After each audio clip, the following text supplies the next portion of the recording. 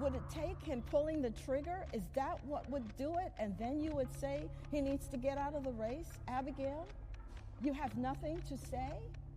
Abigail, what if he said it about your three children? Is that when you would say he should get out of the race, Abigail?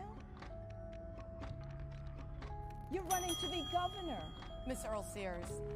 I mean, we're talking about murder. We're talking about someone's life being taken from them. Have you nothing to say about that? Are you not going to address it? Really, you can't go any further. You're a governor. You're supposed to stand up for all the people. Are you saying political murder is all right? Have some political courage. What you have done is you are taking political calculations about your future as governor. Well, as governor, you have to make hard choices, and that means telling Jay Jones to leave the race. So that incredible woman you just saw call out the gubernatorial candidate for the Democratic Party is none other than Winsome Earl Sears, an absolute killer out of Virginia right now. She's currently the lieutenant governor of Virginia, so she has a ton of experience to back her up. And here she is calling out Abigail Spanberger, the Democratic nominee, who absolutely refuses to call out Jay Jones and say that he should drop out of the race for AG in Virginia. Jay Jones said some absolutely terrible things regarding one of his coworkers on the Republican side. Things that I probably shouldn't even say here on YouTube. And his violent rhetoric is really one of the main talking points by Winsome. She is pointing out that the Republican Party is the party of peace, while the Democrats are the party of fear and violence. Jay Jones is a perfect example of that. These texts are absolutely awful to listen to, so viewer discretion is advised. But Winsome Sears here, she knows that this is the kind of rhetoric that's going to push people away from the Democratic Party. If the Democrats cannot find it within themselves to dissociate their party from this type of rhetoric, which they've really perpetuated over the past 10 years or so, it's going to be really difficult for them to win another election. Let's go ahead and check out who Jay Jones is and what he actually wrote. He's a young guy, 36, out of Norfolk, Virginia. Full name, Gerald Charles Corey Jones. He's an American politician and attorney who served as a member in the Virginia House of Delegates for the 89th District from 2018 to 2022. He's a member of the Democratic Party, and just recently he announced his candidacy to be the Attorney General of Virginia. Soon after he announced his candidacy to be Attorney General there was some very, very incriminating text messages released by, I assume, a friend of his who was very uncomfortable with his violent rhetoric. And even though they were his friend, it seems like they leaked these texts because of how absolutely disgusting they were. So let's go ahead and read them and see what he had to say. So here are the text messages between what used to be Jay's friend and him. They say, you were talking about hoping Jennifer Gilbert's children would be unalived. And then he says to that, yes, I've told you this before.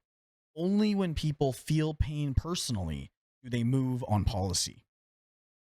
Evil stuff here, guys. This is as bad as it gets, more or less. I mean, he's confirming that he wishes death upon the children of one of his political coworkers. It's really, really bad. And there's more. That's not it. This person, again, explains their sensitivities about these types of comments to Jay. And to that, he responds, I mean, do I think Todd and Jennifer are evil and that they're breeding little fascists? Yes. I mean, yeah, this guy's fully turned to the wrong side. He's absolutely dark-sided up. This guy's Darth Sidious over here. I mean, this guy is just demented. He is demented. And the Democratic Party refuses to condemn him. They refuse to condemn these types of awful comments. Comments like this after Charlie Kirk's assassination. Comments like this after Donald Trump's multiple attempted assassinations at this point. By not condemning the violence, by staying silent, by keeping that cold stare towards the audience, towards the judges, Abigail is approving of the violence. It's kind of funny. You see things like this now also being released about the Republicans. The Democrats have somehow dug up this text chain Telegram chain that the Young Republicans of America had between themselves, like 2,600 messages or something. Supposedly there were some racist comments in there and things said about whoever. I haven't seen them actually quite yet, but we do have Chris Hayes here who has some comments on these. I'll go ahead and play this clip for you so you can see what the other side is saying. But now it's also becoming clear that the people who are running the Republican Party at the ground level are just immersed in this cesspit of bigotry. And also, it's not just, abstract. They're acting on it. I mean, this is happening at the staff level during the Republican administration that has been waging a full-scale war on civil rights law from the first day in office. Jelani Cobb is a staff writer with The New Yorker, dean of the Columbia University School of Journalism. At some level, this is not surprising. No. Particularly because you can kind of see, it all sounds like stuff you see out in the open. Mm-hmm. But it does seem important to me that, to connect, New York Times did this great piece the other day where they were talking about the highest levels of government and all of the officials of color, particularly black officials who have been fired. That's right. Lost their jobs. Yeah. It's not really an abstraction. Right. This kind of bigotry and animus and what this government is currently doing. There, you see it right there. Yeah. And also I would add to that, other things that are patently obvious. We have had this incredible repressive attack on immigrants, even people who are in the country legally. These are overwhelmingly people of color who we see being thrown to the ground and yanked out of cars and all these. And at the same time, there's this curious benevolence toward white South Africans who are invited into the country. What gives? Special status. Yeah, special status. How does that work? I'm old enough to remember the alleged S-hole countries. I'm old enough to remember when Hillary Clinton was pilloried for saying that Donald Trump had aligned himself with a set of people who would be considered deplorable.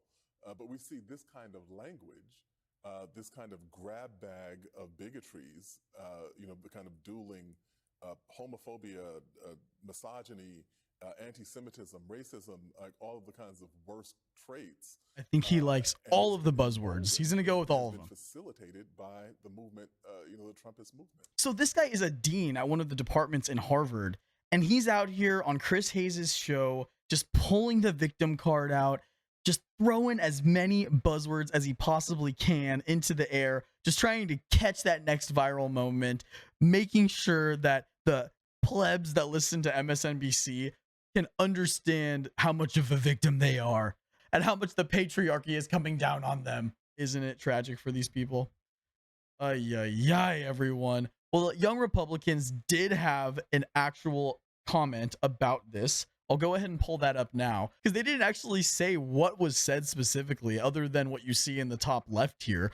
These guys really just pulled out complete nonsense. There was literally no substance to what they just said. So obviously with all the drama that Jay Jones is experiencing and the Democratic Party, especially on the Virginia side, are having to kind of navigate with his text messages coming out, the Democrats now have landed on this gold mine of the Young Republicans chats from Telegram. So as you see, it goes back and forth. This is nothing new in American politics. So let's go ahead and see what the Young Republicans of America, what their response was to this and the chats being released. The board of directors for the Young Republican National Federation writes, "We are appalled by the vile and inexcusable language revealed in the Politico article published today.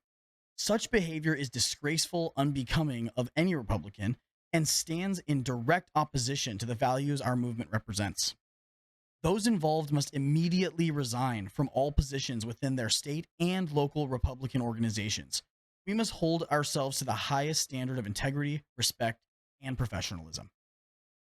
So they're cutting these guys off. They are going to identify the guys that were in this chat, and they're going to force them out of their organization. This has not had good response on Twitter. The response has been nothing but negative from what I can tell in the top comments, at least. Let's go down and check out what people are actually saying, because it is pretty wild. Dick Masterson, "Get effed, you traitors."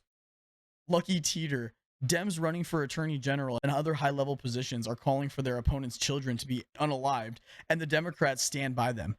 You want to expel Young Republicans for edgy humor. Go F yourself." Another one.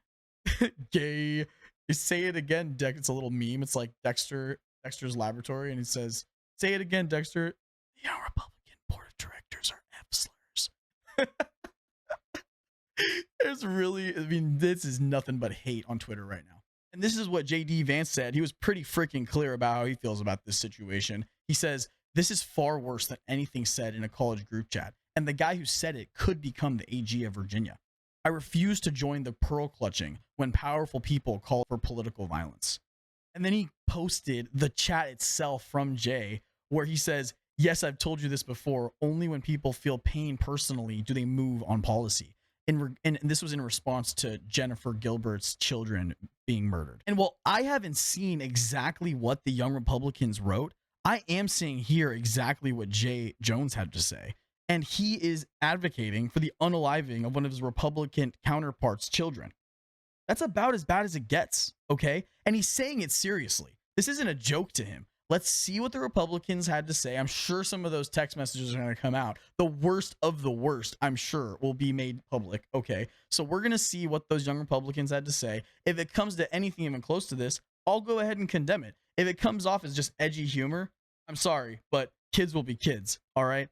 Boys will be boys, especially even older boys in the group chat with just the boys. All right. They're more or less children in that scenario. I can admit myself. All right. So let me know what you think about this story, everyone. Please like, please subscribe, comment down below. Can't wait to see you in the next video. Have a good night.